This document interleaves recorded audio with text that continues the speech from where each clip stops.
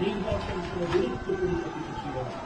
সুতরাং সংস্কার ইস্যুর পাশাপাশি জাতীয় নির্বাচন অনুষ্ঠানের জন্য অন্তর্বর্তীকালীন সরকারের দৃশ্যমান প্রস্তুতি নেওয়া উচিত বলে আমরা বিশ্বাস করি বা আমরা মনে করি।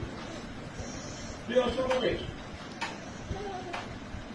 অতীতে বিভিন্ন সময় এই বাংলাদেশে তত্ত্বাবধায়ক সরকার নির্বাচন অনুষ্ঠিত করেছে এবং প্রত্যেকটি ক্ষেত্রে আমরা দেখেছি তত্ত্বাবধায়ক সরকার 3 মাসের মধ্যেই সফলভাবে জাতীয় নির্বাচন অনুষ্ঠান সম্পন্ন করেছে।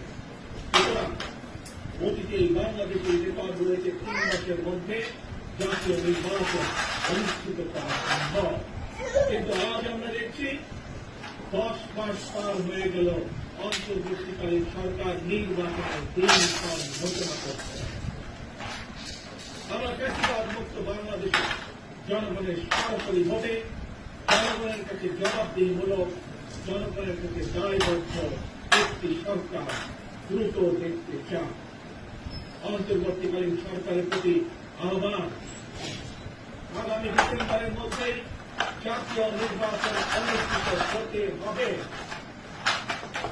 আমরা বলতে চাই, ডিসেম্বরের মধ্যেও জাতীয় নির্বাচন অনুষ্ঠিত হবে। নতুন প্রজন্মের প্রিয় ভাই বোনেরা, আজকের এই সমাবেশ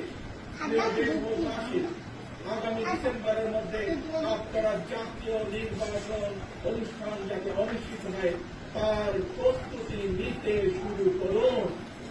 আর রাষ্ট্রপতিরা করবে, আপনাদের প্রতিনিধি হবে জাতীয় নির্বাচনে আপনারা